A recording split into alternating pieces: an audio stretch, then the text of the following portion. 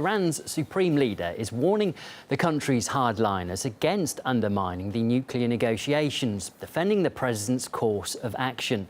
The newly elected Hassan Rouhani is under serious domestic pressure for extending an olive branch to the United States. The hope in Tehran is that America will ease up on sanctions in return for more openness from Iran, whose nuclear program will again be in the limelight this Thursday.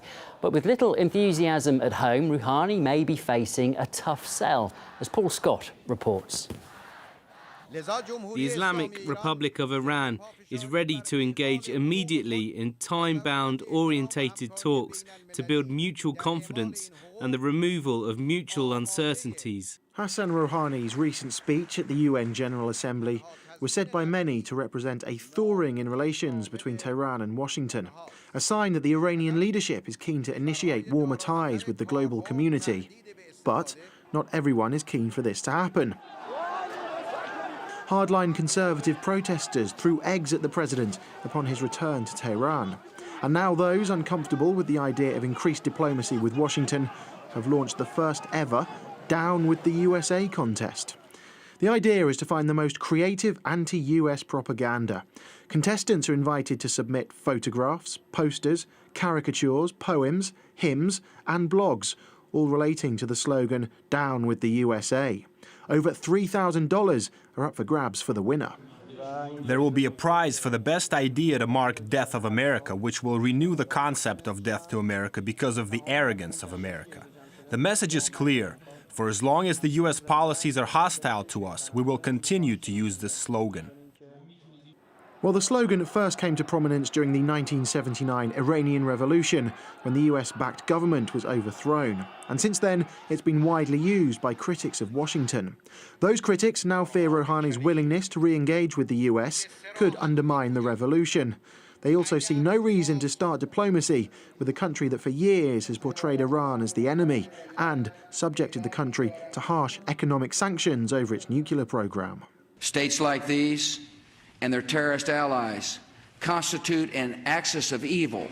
This administration has systematically imposed the toughest sanctions on Iran ever.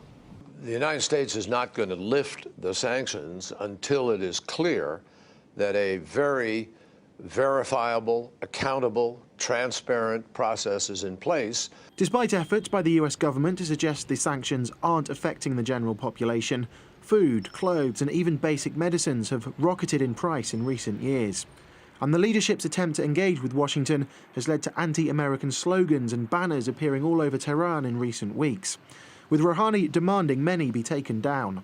And with talks over Iran's nuclear program looming large later this week, it's not just the international community President Rouhani has to convince. Paul Scott, RT. As you heard in that report, within Iran there's deep skepticism of any good intentions from Washington when it comes to the country asserting its right to atomic energy. One former advisor to Iran's nuclear negotiating team told us that's because people see the US as engaged in constant doublespeak. There is a group in Iran that is deeply suspicious of the United States based on its history of long-standing animosity toward Iran. There is a widespread perception in Iran that the U.S. is engaged in a double-speak toward Iran.